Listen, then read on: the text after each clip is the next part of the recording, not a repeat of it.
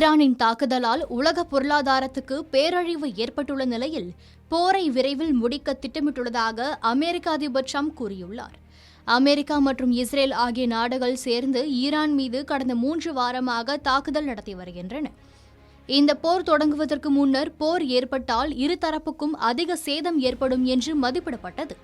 ஆனால் அனைவரின் எதிர்பார்ப்புக்கு மாறாக போர் தொடங்கிய 24 மணி நேரத்திற்குள் ஈரானின் அதி உயர் தலைவர் அயதுல்லா அலி காமேனி கொல்லப்பட்டார்.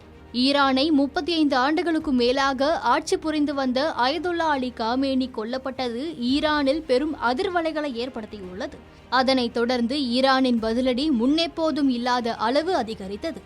அமெரிக்க ராணுவ தளம் அமைந்திருக்கும் Saudi Arabia, Iraq, UAE, Qatar, Kuwait ஆகிய நாடுகள் மீது ஈரான் பதிலடி தாக்குதல்களை நடத்தி வருகிறது.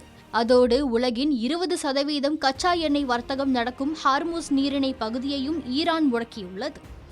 இதனால் உலகளவில் கச்சா எண்ணெய்க்கு பற்றாக்குறை ஏற்பட்டுள்ள நிலையில் உலக பொருளாதாரமே கடுமையாக சரிந்துள்ளது.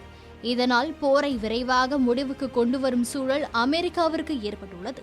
இந்த நிலையில் ஈரான் இணங்கி வந்தால் பேச்சுவார்த்தை நடத்துவதற்கு தான் தயாராக இருப்பதாக அமெரிக்க அதிபர் ட்ரம்ப் கூறியுள்ளார்.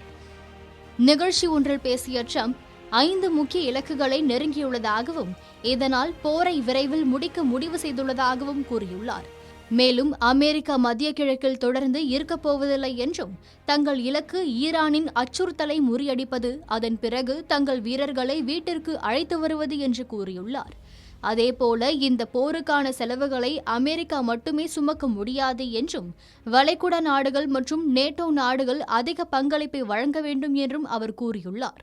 ஒரு பக்கம் அதிக ராணுவ வீரர்களை மத்திய கிழக்கு பகுதிக்கு அமெரிக்கா அனுப்பியுள்ள நிலையில் ஈரானுடன் போரை முடிவுக்கு கொண்டுவர தயாராக இருப்பதாகவும் ட்ரம்ப் கூறியுள்ளது போரை விரைவில் முடிக்க அமெரிக்கா திட்டமிட்டுள்ளதையே காட்டுவதாக பார்க்கப்படுகிறது.